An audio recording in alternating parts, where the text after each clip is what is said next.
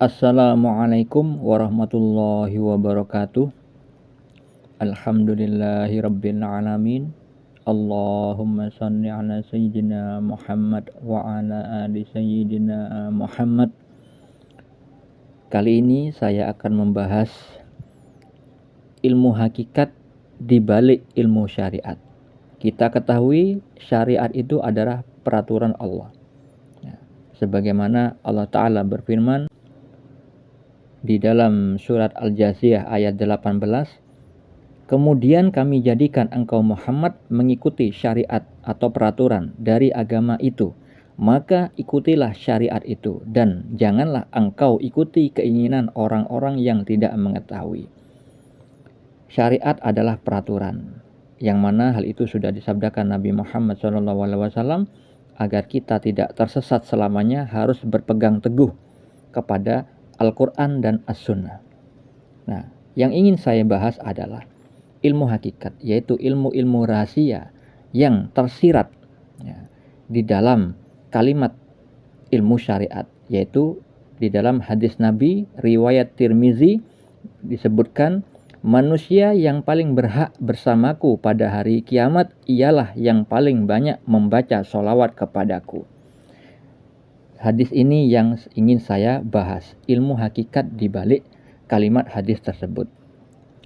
Kalau kita membaca secara tekstual di hadis yang tadi saya bacakan, itu disebutkan yang paling berhak bersamaku, artinya dekat bersama Nabi nanti di akhirat, di surga, itu adalah orang yang paling banyak membaca sholawatnya.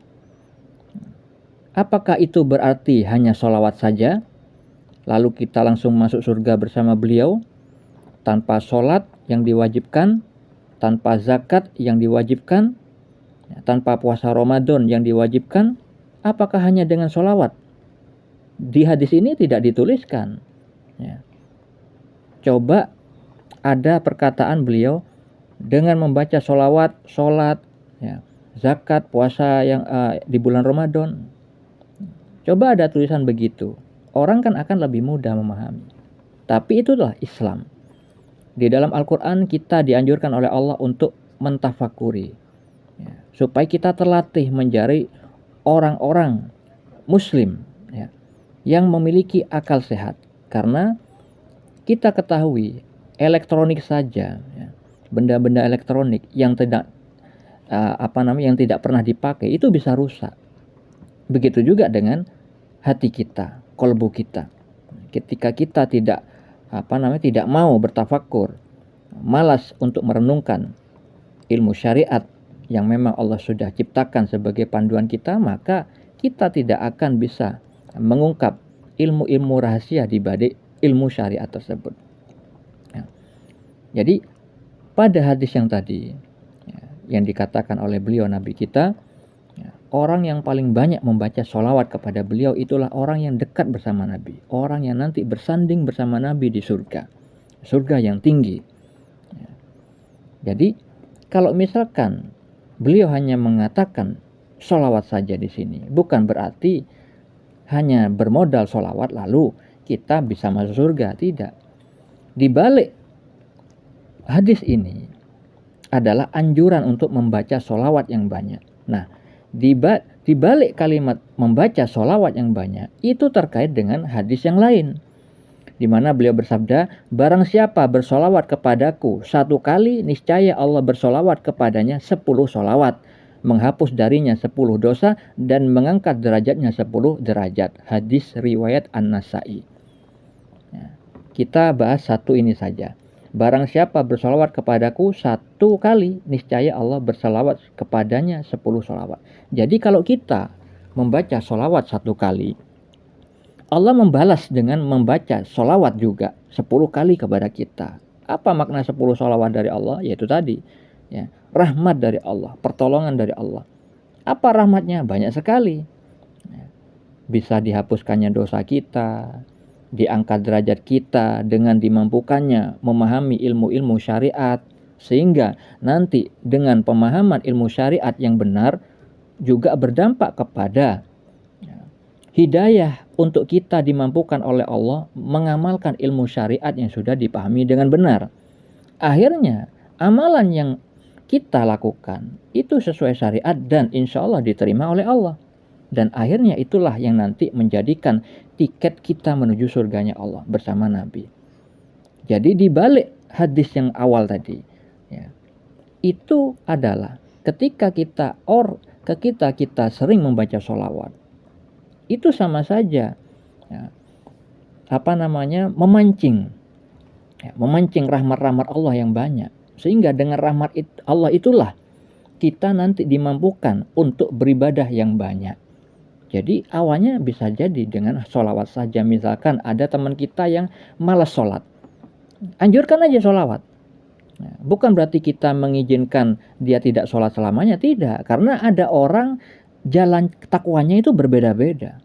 Tidak bisa langsung diajarkan disuruh istiqomah sholat. Ada yang tidak bisa begitu. Maka ini salah satu jalan. Ya, Allah itu maha bijaksana. Allah berfirman di dalam surat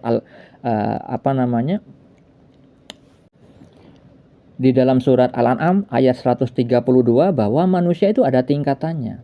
Jadi kalau misalkan ada orang yang tidak bisa langsung sholat, ya, tapi dia masih malas, ya udah, dengan kemalasannya dia duduk-duduk, suruh aja, anjurkan aja dengan sholawat yang pendek, jangan yang memberatkan. Misalkan ya Sayyidi ya Rasulullah, yang artinya wahai pemimpin, wahai Rasul Allah, yang sudah seringkali saya bahas di akun ini.